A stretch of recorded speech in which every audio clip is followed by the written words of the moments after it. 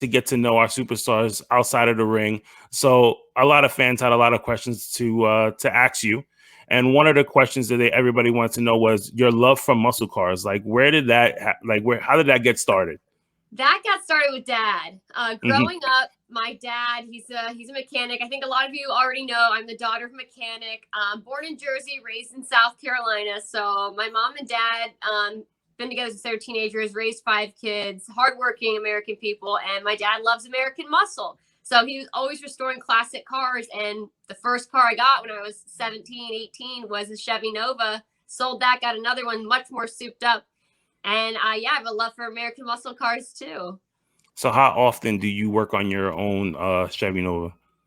Well, not that often because that means things are broken and that's not good. But no, in all seriousness, I do actually work on it pretty often. I change the oil, regularly. The antifreeze, if that jug needs to be filled, like it's little maintenance things. I was trying to update the electric fan recently with my dad, but it didn't work because it was like one of those universal, like manufactured ones that was electric. So to put the old one back in. So I always try to fix it and upgrade it, little things here and there. I would say every so often. But yes, my dad did teach me some good stuff about cars. I've got some good stories. Yeah. Is there any other cars any other muscle cars that you're in love with besides your Chevy Nova? Yes, I love a 69 SS Chevelle, which my dad is currently restoring, a big block 496. It's blue.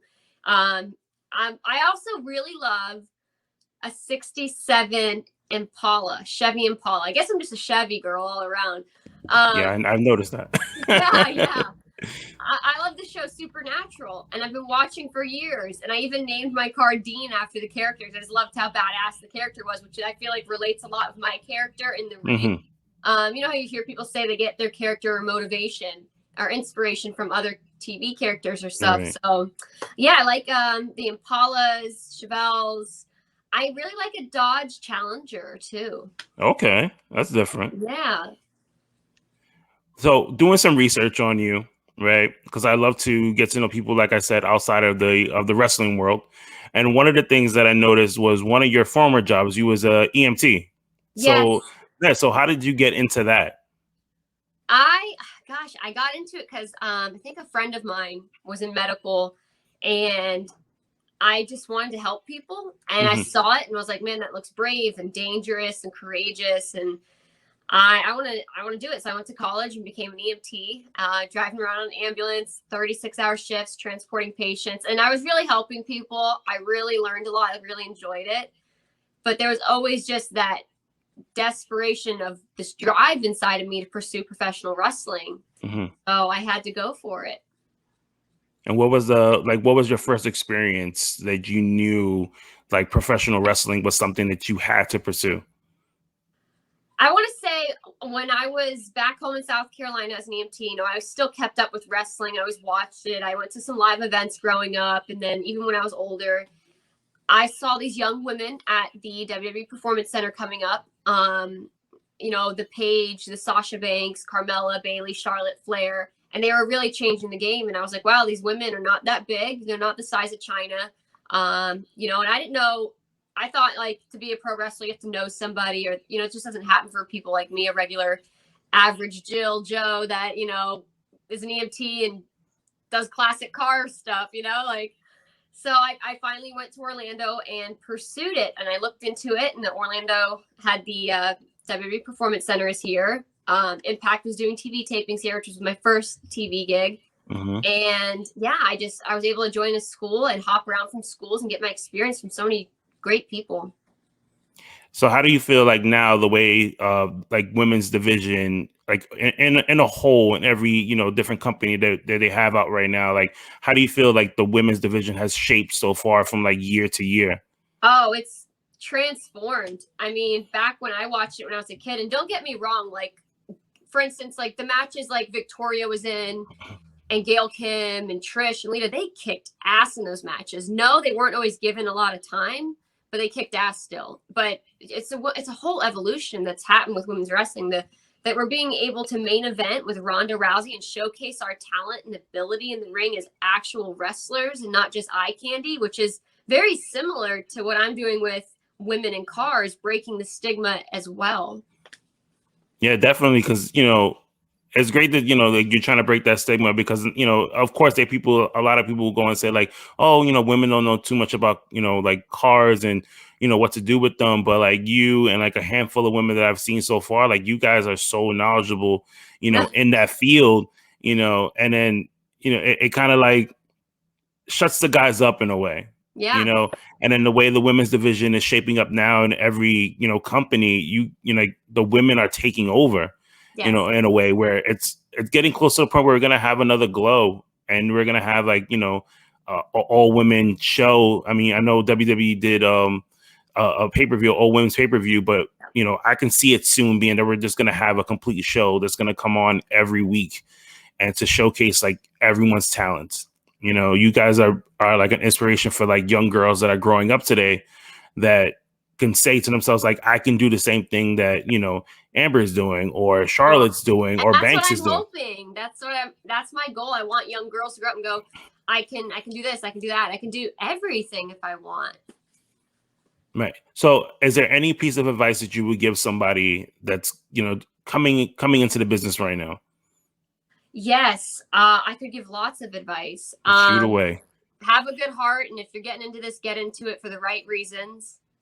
And be realistic. Be very realistic about this. It is extremely painful, difficult. You don't make money right away. Don't expect to. That's why I said get in for the right reasons. And what you put in, you'll get out. Like I dedicated my whole life. I left my career job as an EMT and moved away from all my friends, family, boyfriend at the time back home to pursue professional wrestling here in Orlando completely alone. I moved here with just a Nova. Me, my Nova, and that drive I had for professional wrestling, Nova drive. So you guys have to have some type of drive, dedication, and be very realistic about this. You got to be in the gym. You want to be a superstar, you got to look like a superstar. So you got to be dedicated with what you eat, working out, how much you knowledge about wrestling, how much you train, and just be realistic. Not everyone makes it in this business, and it is extremely difficult. But if you are very passionate about it, as I have been, you'll succeed. So now you talk about some of the trials that you know that people will go through when they're breaking into this business. And I know you, like you said, you left your career, your family, boyfriend.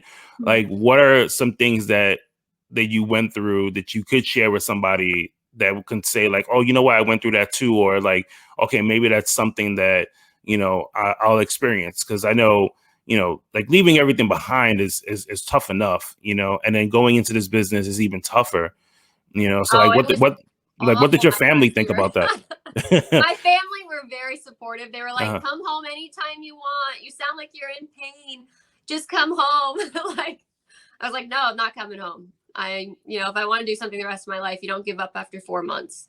Right. And it was very difficult at first, but I knew I could do it. I just had to keep driving through it. So, yeah, family's been supportive since day one. They're so proud of me. It's going good. That's great. I mean, that's the best thing to do, is just to have your family behind you. Not too many people have that. And I can, you know, I've spoken to some people where they say like that kind of just drive them to work harder, to show them that like this is something that they really wanted. And no matter what, you know, they were going to, you know, succeed in this business, you know. So we see you every Tuesday on AEW Dark so far. You know, you've been lighting. I've been on Elevation, Dark. Oh, okay. There's so much wrestling on nowadays. Like every day, there's every day there's a wrestling show on. Like even today, there's a wrestling show on, and then you go on YouTube, you have like 3 shows you have to watch. You know, how did you get started with AEW?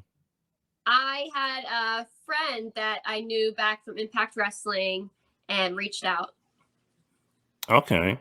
So I know I thought it was good timing. Ever since the pandemic, it hasn't been good timing. I was traveling, wrestling for SWE in Texas. I've been staying active where I can throughout the pandemic. It has been difficult, so it's nice to get back out there more. Yeah, it's good that, you know, AEW open up this platform for a lot of, you know, talent to, you know, like showcase what they can do, especially through this pandemic where like a lot of independent shows they're just done, you know. And everybody was just staying home, and just to see like you guys, you know, like I said, every Monday and Tuesday that you guys can like showcase and like get other work, and then eventually like move up to Dynamite. Right. Yes, my first time there, they put me on TNT versus Chris Statlander for her in-ring return, which was very nice. And then I wrestled for Dark and also Elevation. Okay.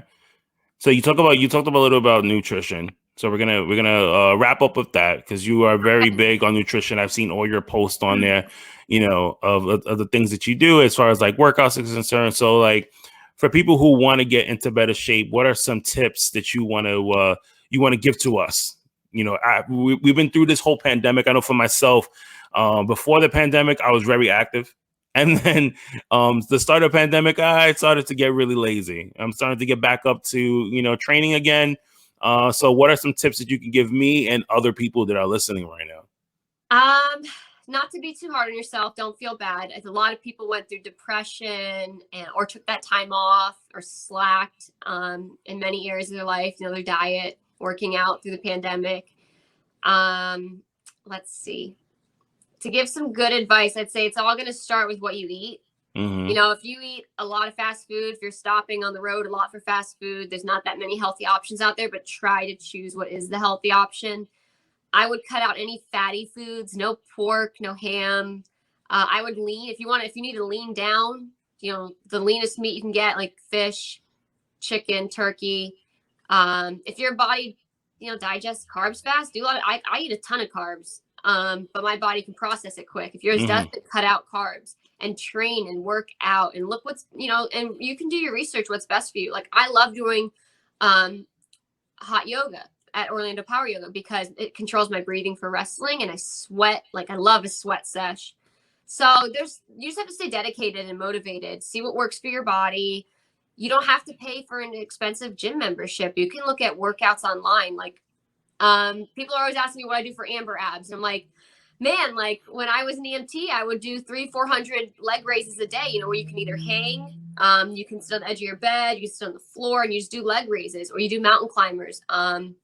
You can go into a plank position, a pull-up position, and then touch your right knee to your right tricep, your right knee to your right elbow, your right knee to your right wrist. Then take that right leg and put your right leg on your left tricep, elbow, wrist, and then switch legs and go to each arm and go down and hold it for like 5-10 seconds each way, or leg raises, lots of leg raises, crunches. But yeah, I would do like 400 a day, a few days a week till I was so sore I couldn't move. And those were the days I'd rest, let my muscles heal.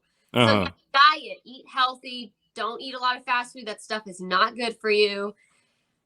Meal prep if you can. It's really just basic. It's just, if your body type's a little harder than most people, then you just have to work a lot harder. So I'm telling you, if you ever wanted to be a personal trainer or to start up a meal plan for somebody, I'll be your first client. I'm telling you, because there you go. Because that is some great, like information for people to have, especially they're trying to get out of this whole, pandemic and trying to just shred the pounds, as they say. And, that is, like I said, those are some great tips to, for the people to know. So is there anything you want to plug in right now besides, the workout stuff you just told us right now? Yes, I'll add that, most people, I'll be honest, they fail when it comes to dieting because they put so much pressure on themselves. I have to lose 10 pounds in 10 days or something. And it's just not realistic. And then you put all this pressure on yourself that when you don't accomplish it or you're not almost there to accomplish it, you just give up and you feel defeated. You shouldn't put so much pressure on yourself. Just be like, hey, I want to get healthy. I want my body to be fitter. And then just work towards it. And then you'll be like, whoa, look at the difference. Definitely take before and after photos. Keep track of your calorie count if that works for your body type. And then just eat super healthy. Don't eat junk food. Choose the right thing over the bad thing. And then go to the gym, work out. If you can't go to a gym, you can go outside and work out. You can work out in your house.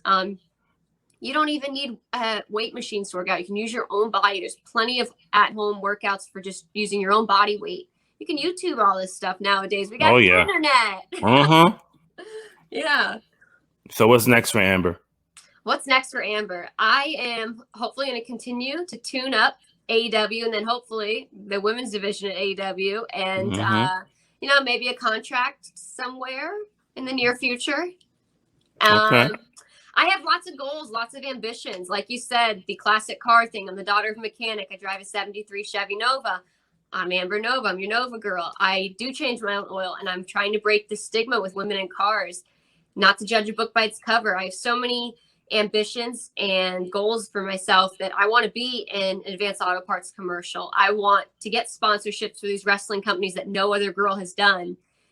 And I know that I'm money. So, and I can if I can make the company money, I believe I'm an asset. There you go. And you definitely are. Thank you so much for taking the time out so we can get to know you just a little bit more outside of the ring. Now we're going to throw you back inside the ring. Keep doing what you do. Okay. And we're going to keep supporting you like have so far that we have been doing. And thank you for coming on the show. Guys, let's give it up one more time for Amber Nova. Let's give it up for her.